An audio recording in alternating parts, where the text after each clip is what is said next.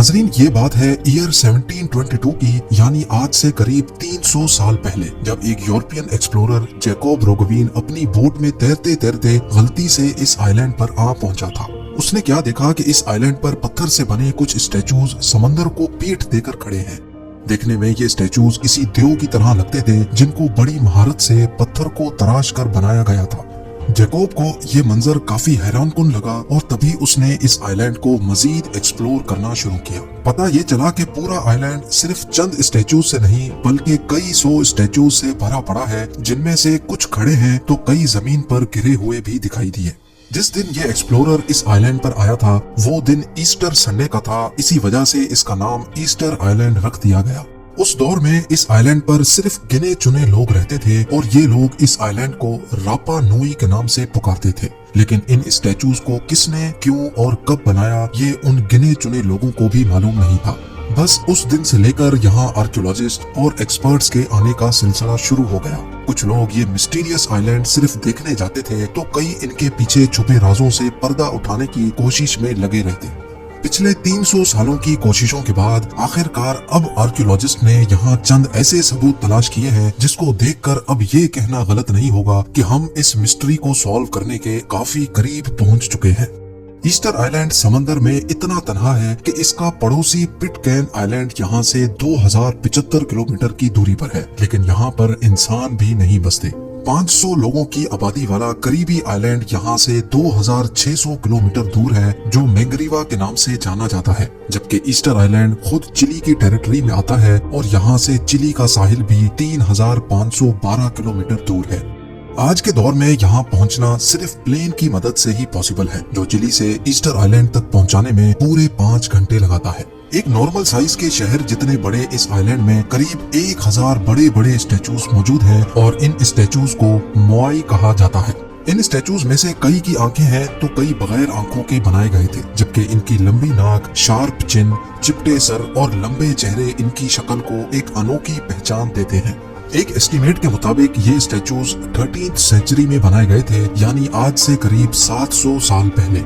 कई स्टैचूज अपनी बॉडी समेत आइलैंड के बॉर्डर पे शान से खड़े हैं तो कई के सिर्फ चेहरे जमीन पर पड़े देखे जाते हैं। लेकिन 2012 में एक्सकवेशन के दौरान एक हैरत अंगेज हकीकत से पर्दा उठा। पता ये चला कि सिर्फ इनके चेहरे ही नहीं बल्कि इनकी पूरी बॉडी भी है जिसको जमीन के अंदर दफन किया गया था। इनमें से सबसे लंबे स्टैचू की हाइट 33 फीट, यानी इसकी हाइट एक पैसेंजर बस की लंबाई जितनी ही है, जबकि इसका वजन 90,000 केजी बताया जाता है, जिसको उठाना तो दूर की बात, इसको हिलाने के लिए भी 500 लोगों की जरूरत पड़ सकती है। हैरानकुन चीज तो तब पता चली जब यहाँ एक रिसर्च के दौरान एक्सपर्ट्स को एक ऐसा स्टैचू मिला जो इनकम्प्लीट छोड़ दिया गया था। एक्सपर्ट्स की कैलकुलेशन के हिसाब से इसकी हाइट 70 फीट है, जबकि कंप्लीट होने के बाद इसका वजन 300 टन के आसपास होगा।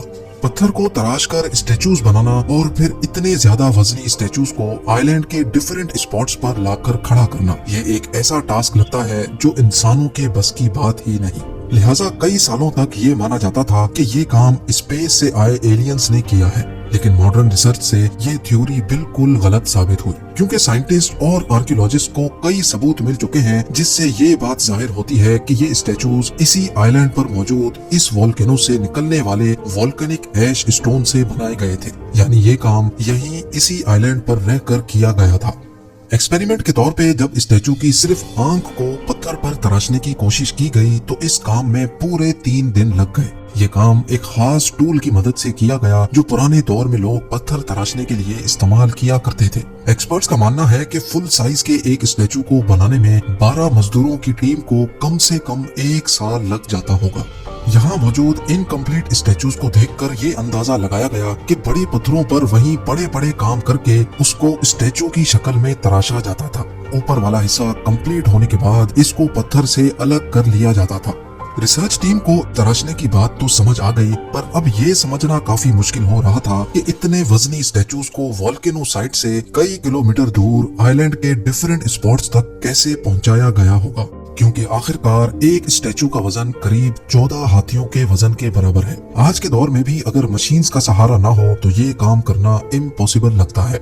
ये जानने के लिए कई स्टैचूज का मुआयना किया गया जो बीच रास्ते पर गिरे हुए थे, और इन सारे गिरे हुए स्टैचूज में एक चीज कॉमन थी। जो स्टैचूज किसी स्लोप पे गिरे हुए देखे गए वो मुंह के बल गिरे हुए थे, जबकि पीठ के बल गिरे हुए स्टैचूज चढ़ाई पर पाए गए। ये देखकर साफ जाहिर होता है कि जब ये स्टैचूज ट्रांसपोर्ट किए जा रहे थे तब ये स्टैंडिंग पोजीशन में थे और ट्रांसपोर्ट के दौरान ही ये गिरकर टूट गए। एक्सपर्ट्स का मानना है कि स्टैचू को रस्सियों से पकड़कर बैलेंस किया जाता था और फिर इसको आहिस्ता आहिस्ता चलाया जाता था। जी हाँ, स्टैचू को चलाकर आइलैंड के डिफरेंट लोकेशंस तक पहुंचाया जाता था। इस बात को प्रूव करने के लिए कंक्रीट की मदद से एक स्टैचू बनाया गया और इसकी तीनों साइड्स पर रस्सियां बांधकर इसको बैलेंस किया गया। एक खास एंगल पर स्टैचू को झुकाने के बाद एक साइड से जब इसको खींचा गया तो स्टैचू हैरत अंगेज तौर पे आगे बढ़ने लगा। इसी तरीके से स्टैचू को 50 फीट के डिस्टेंस तक मूव किया गया, जिससे ये बात तो साबित हो गई कि ईस्टर आइलैंड पर रहने वाले लोग स्टैचूज को इसी तरीके से मूव किया करते थे। लेकिन एक आखिरी मिस्ट्री को सॉल्व करना अभी भी बाकी था कि ये लोग कौन थे जिन्होंने 1000 स्टैचूज बनाए और यहाँ आखिर ऐसा हुआ क्या था कि ये लोग इनकम्प्लीट स्टैचूज ही छोड़ गए। एक स्टडी में बताया गया कि रापा नुई या ईस्टर आइलैंड पर किसी दौर में 17,500 लोग रहते थे। ये लोग पॉलिनेशियन थे जो ईयर 300 में इस आइलैंड पर आए थे, यानी 1700 साल पहले। हैरत अंगेज तौर पे तब ये पूरा आइलैंड ऐसा नहीं दिखता था जैसा कि आज दिखता है। यहाँ दरख्तों से भरा एक घना जंगल हुआ करता था और इस बात के कई सबूत भी मिल चुके हैं। ईस्टर आइलैंड से 25 अलग अलग किस्म के पॉलन एविडेंस मिले हैं, जिनमें सबसे भारी मिकदार पाम ट्रीज की थी। अगर यहाँ इतना ही घना जंगल था तो आखिर वो अब गया कहाँ? रिसर्चर्स का ख्याल है कि यहाँ बड़े पैमाने पर डिफॉरेस्टेशन की गई थी। ऐसा समझा जाता है कि पाम ट्रीज का ये जंगल यहाँ आने वाले लोगों के किसी काम का नहीं था, क्योंकि वो लोग फार्मर्स थे। उनको एक ऐसी जमीन रिक्वायर्ड थी जहाँ पर वो खेती बाड़ी कर सकें और जहाँ उनको स्टैचूज को मूव करने में आसानी हो। इसी वजह से शायद उन्होंने अपने हाथों से इस जंगल को खत्म किया था। बड़े पैमाने पर डिफॉरेस्टेशन की वजह से माहौल का पूरा इकोसिस्टम खराब हो जाता है, लेकिन ये इफेक्ट आहिस्ता आहिस्ता किसी स्लो पॉइजन की तरह जाहिर होता है और यहाँ भी कुछ ऐसा ही हुआ।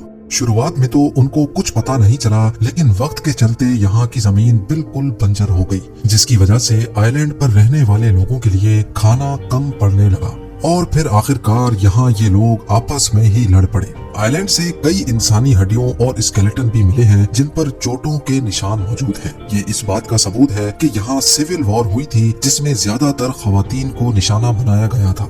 ईस्टर आइलैंड पर खवातीन की तादाद कम पड़ जाने की वजह से यहाँ की पॉपुलेशन आहिस्ता आहिस्ता कम हो गई और आखिरकार एक वक्त ऐसा आया कि बच जाने वाले लोग यहाँ से माइग्रेट करके कहीं और चले गए। आज ये island UNESCO world heritage site का हिस्सा है, जहाँ पर इन जायंट स्टोन स्टैचूज को देखकर यकीन नहीं होता कि वाकई ये इंसानों ने ही बनाए थे। इन स्टैचूज को रिलीजियस पर्पस के लिए बनाया